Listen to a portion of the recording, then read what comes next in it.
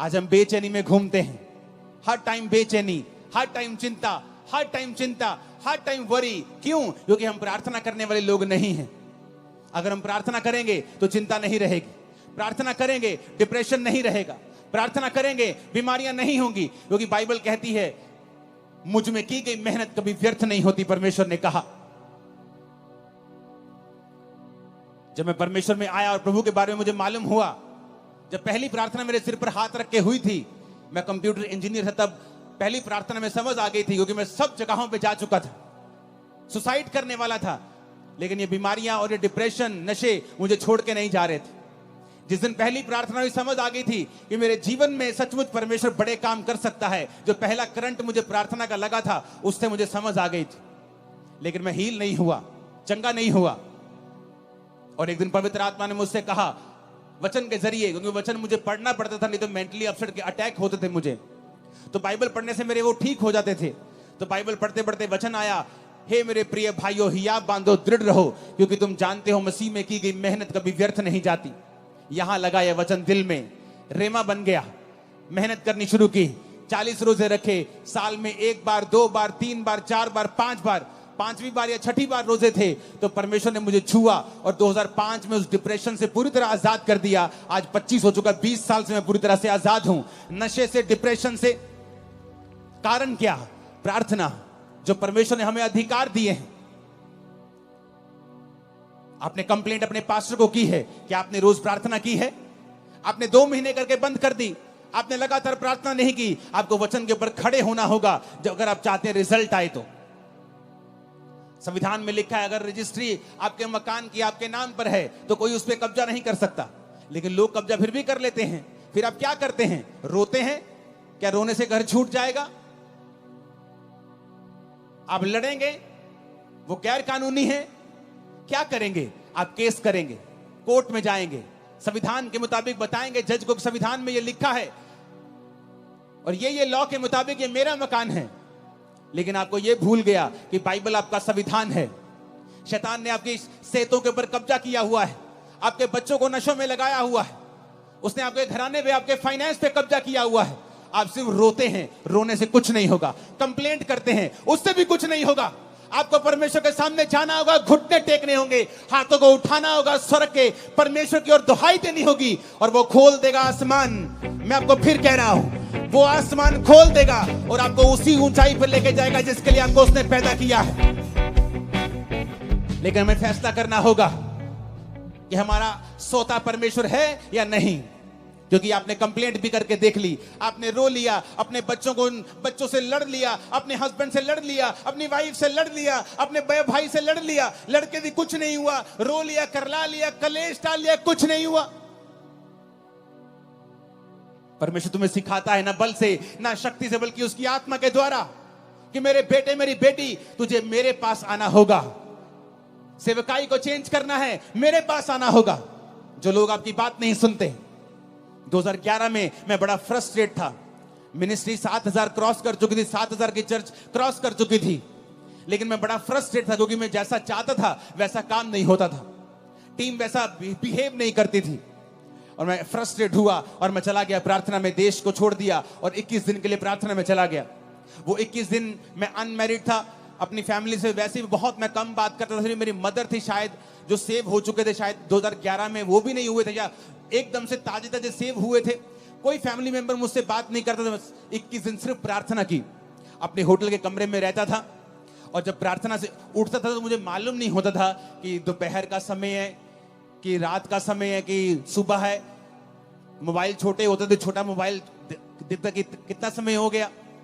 फिर सोता था, फिर उठता था, प्रार्थना प्रार्थना। 21 दिन मैंने प्रार्थना की। जब मैं वापस आया, मेरी सेवकाई पूरी तरह से बदल गई। लोग मेरी बात सुनने लगे, टीम्स मेरी बात सुनने लगी।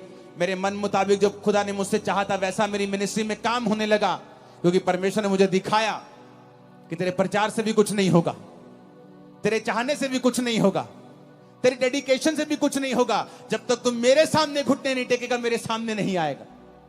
वो 21 दिन थे जब परमेश्वर ने मुझे सिखाया कि चाहे तेरी सेवकाई में 500 लोग हों या आने वाले समय के 5 लाख हों, तुझे रोज मेरी प्रेजेंस में बने रहना है, मेरी हजूरी में बने रहना है।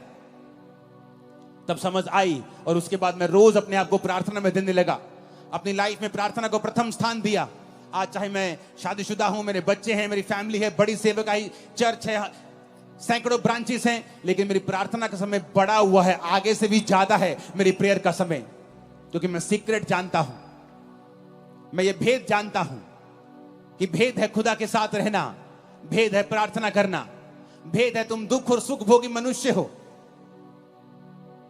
एलिया कोई स्वर्गदूत नहीं था। राजा के सामने जाके बोलना कि राजा मेरी जिम्मेवारी से बोलता हूं, तेरे देश में बारिश नहीं आएगी, यानी तेरा देश भूखा मरेगा। आज तो जमीन के नीचे से पानी निकाल लेते हो समर्सिबल से, तब ऐसा नहीं होता था।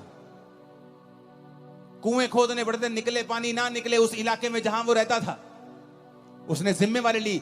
दिलेरी कहां से आई? प्रार्थना से। बाल के नबियों को मार दिया, बड़े बड़े काम किए। फिर इजाबेल ने कहा एलिया आज तेरा सिर मैं धड़ से अलग कर दूंगी। एलिया भागा, एलिया भागा। उसका भागना, उसका डरपोकपन इस बात का सबूत था कि एलिया भी एक मनुष्य ही था। उसकी पहली दलेरी इसलिए थी कि वो रोज प्रार्थना में समय बिताता था। उसके बाद जब इंसान विक्ट्री देखता है, जीत देखता है, इंजॉय करने लगता है, प्रार्थना भूल जाता है, तो शैतान फिर से उसे डराने लगता है। वो फिर से भागता है और खुदा से कहता है खुदा मुझे मार दे, मैं अपने वंशों से अच्छा नहीं हूं। परमेश्वर से रोटी देता है और पानी देता है, बोलता है खा, तुझे बहुत काम करने हैं। यानी एलिया भी स्वर्गदूत नहीं था, नहीं तो वो भागता थोड़ी। उस राजा से डरा नहीं, राजा की वाइफ से डर गया वो। प्रार्थना, प्रेयर्स। जब बड़े बड़े क्रूसेड्स होते हैं, लाखों लोग आते हैं क्रूसेड्स, लोग बोलते हैं अगले दिन आओ एंजॉय करते हैं, चलो आनंद मनाते हैं। हाँ आनंद करो, कोई बात नहीं, लेकिन अगली मीटिंग के लिए मुझे फिर खुदा की प्रेजेंस में ही जाना है, क्योंकि पिछले मसे से मैं अगला संडे नहीं चला सकता हूं। मैं अपने सोर्स को समझता हूं, अपने सोते को समझता हूं कि वो परमेश्वर है। जिस दिन आप ये समझ जाएंगे कि सब बातें परमेश्वर की ओर से होंगी। आप पौलुस को पढ़ के देखो, जब वचन कहता है कि उस औरत ने बपतिस्मा लिया, उसके घराने ने बपतिस्मा लिया, उसके बाद पढ़ के देखो क्या हुआ। अगर आप 16 से लेकर 40 आयत तक पढ़ेंगे प्रेरितों के काम की, आपको मालूम होगा उसके बाद पौलुस की जिंदगी में बहुत से रास्ते परमेश्वर ने खोले। बड़ी जगहों के ऊपर वो गया सुसमाचार सुनाने के लिए, और आगे के आगे वो चलता गया। क्यों? उसकी जिंदगी जो थी वो प्रार्थना वाली जिंदगी थी। जब आप प्रार्थना वाली जिंदगी आपकी होती है, आगे के बाद आगे रास्ते खुलते जाते हैं। आप प्रार्थना बंद कर देते हैं, आप उस लेवल पर स्टक हो जाते हैं, अड़ जाते हैं, खड़ जाते हैं। जैसे पानी बहता हुआ रुक जाता है तो फिर वो स्मेल करता है, बहता पानी स्मेल नहीं करता है। आप पढ़ो पौलुस को, सिर्फ ये मिरेकल नहीं हुआ रूहें बचाने का, आगे भी बहुत से मिरेकल्स उसकी सेवकाई में हुए, क्योंकि वो प्रार्थना करने वाला जन था। उसको मालूम था कि मेरा सोर्स जो है वो परमेश्वर है। एक जाके दे क्या, तेरे पास 2 कपड़े हैं तो दूसरा दे दे। अगर तेरे पास जो भी है ना, तेरी कुवत नहीं है भाई, वो मैंने दे रखा है, सांस ही चल रही है ना, ये मेरी है, तेरी नहीं है।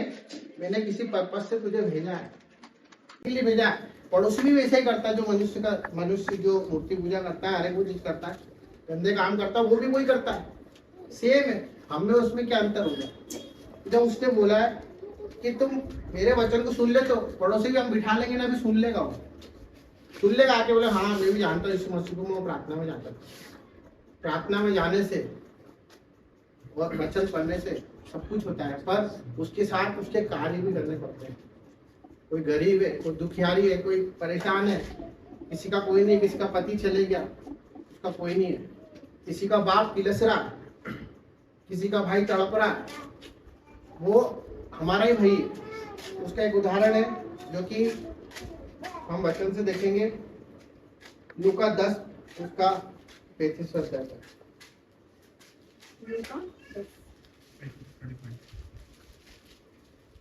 दूसरे दिन उसने 2 दिनार निकाल कर, हाँ यही है उसका 30 से 35 तक। यीशु ने उत्तर दिया, एक मनुष्य यरूशलेम से यरीहो को जा रहा था कि डाकुओं ने घेर कर उसके कपड़े उतार लिए और मार पीट कर उसे अधमरा छोड़ चले गए।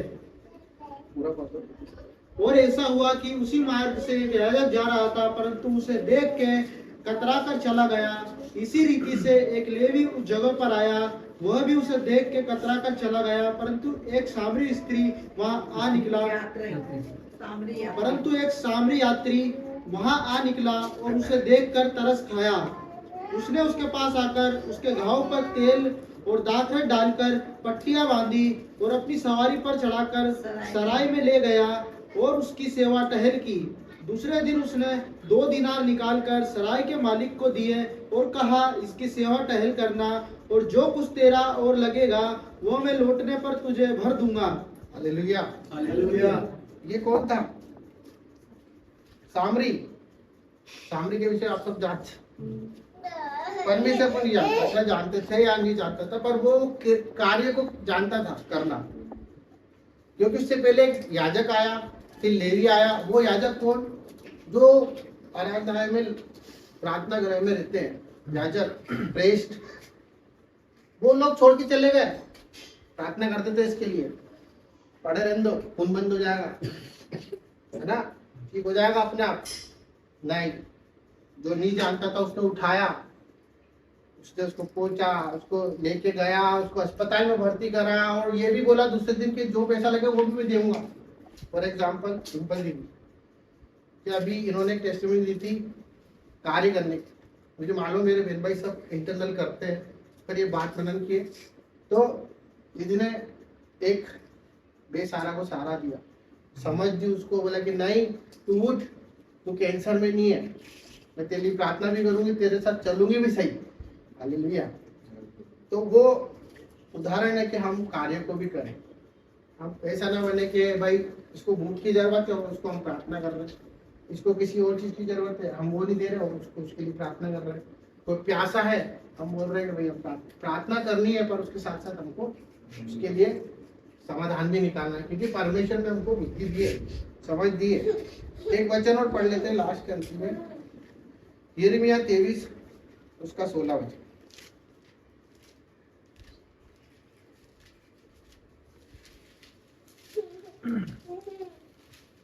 सेनाओं के यहोवा ने तुमसे यो कहा है, इन भविष्यद्वक्ताओं की बातों की ओर जो तुमसे भविष्यवाणी करते हैं कान मत लगाओ, क्योंकि ये तुमको व्यर्थ बातें सिखाते हैं।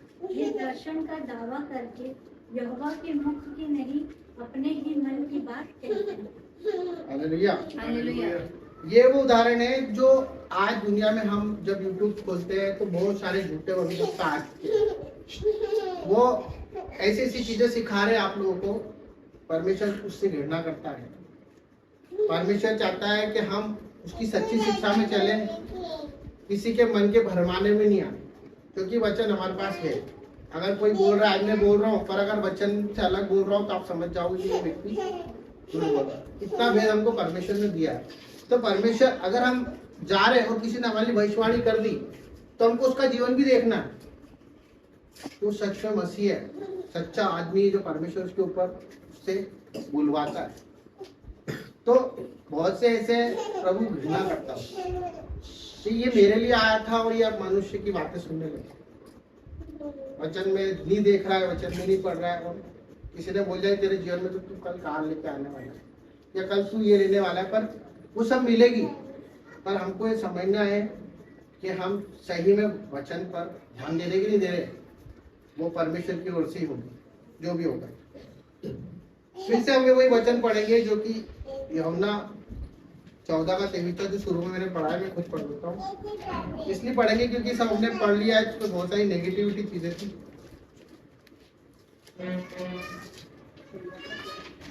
यीशु ने उनको उत्तर दिया, यदि कोई मुझसे प्रेम रखेगा तो वह मेरे वचनों को मानेगा और मेरा पिता उससे प्रेम रखेगा और हम उसके पास आएंगे और उसके साथ वास करेंगे। हालेलुया। हालेलुया। ये वचन वो चाबी है जो हमारी हर एक तकलीफों को दूर कर सकती है, प्रेम। पर हमने हमेशा वचनों में पढ़ा है और हम सबका उदाहरण लेते हैं कि परमेश्वर ने कैसा प्रेम करा, परमेश्वर ने कैसा प्रेम करा।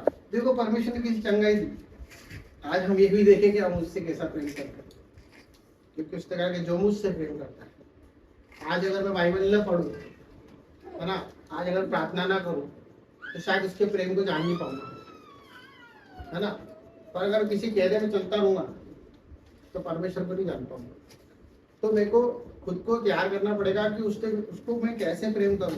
जैसे आज हम सभी लव मैरिज कर रहे हैं, ये नहीं मतलब सभी का लव था, तो हम अगर किसी को लव लेटर मिला या व्हाट्सएप पे मैसेज आया तो हम दिन में 3 बार देख लेते थे, अरे यार मिस यू करा इसने, करा कि नहीं करा, है ना। अभी बाइबल पढ़ना ऐसा हो गया है जैसे कोई पत्थर उठाना भारी। ये परमेश्वर का प्रेम पत्र है, इसको इस तरह से पढ़ो कि आज कौन सी बात प्रभु मेरे प्रेम के द्वारा बात करें। इसको ऐसे ज्ञानवान, प्रभु को ज्ञानवान लोग नहीं चाहिए, प्रभु को चाहिए कि एकदम मेरे प्रेम में चलते रहे, मेरे रस में बहते रहे, है ना। आज मेरी वाइफ यार उसको ये चाहिए वो चाहिए, हम कितना सोचते हैं, बच्चों को ये चाहिए, तो हम बिना सोचे भी समझ जाते कि उसको क्या चाहिए। तो परमेश्वर ऐसा परमेश्वर है जो जाते जाते भी एक पवित्र आत्मा देके गया और बोल के गया कि वो तुमको सब बता देगा, तुमको क्या चाहिए, कैसे करना, और सच बताना अपने अंदर आत्मा से। कि हमारे साथ साथ एक व्यक्ति जो हमसे बात करता रहता है कि नहीं करता रहता, दिन भर करता है ना हमसे। अच्छा, फिर एक परिस्थिति ऐसी आती कि कोई बोलता है कि चल वो काम करते हैं, तो वो अपना हृदय बोलता है मेरे को उधर नहीं जाना था, ये मेरे को लेके जा रहा है उधर, ये काम नहीं करना। वो प्रबलता किसकी है? वो प्रबलता प्रभु का प्रेम है, वो पवित्र आत्मा है जो दिन भर आपसे बातें करती रहती है, और वही बचा के हमको लेके ही सबको। हम तो ऐसे पछड़ गए थे, सबका जीवन ऐसा है, किसी के पिताजी नहीं थे, किसी के माता नहीं थी, कोई हॉस्पिटल से निकला, कोई सब कुछ खो गया, कोई सब कुछ कहाँ से स्विट्जरलैंड से व्यक्ति आता, मतलब मैं तो नहीं पता कहाँ रहते जाइए पता नगर, मतलब सबकी प्रेम कहानी में देखो आप कितनी सारी चीजें। तो ये सब चीजें ऐसी हो गई थी क्या? आज भैया भाभी मिले, ऐसे मिल गए थे, हम ऐसे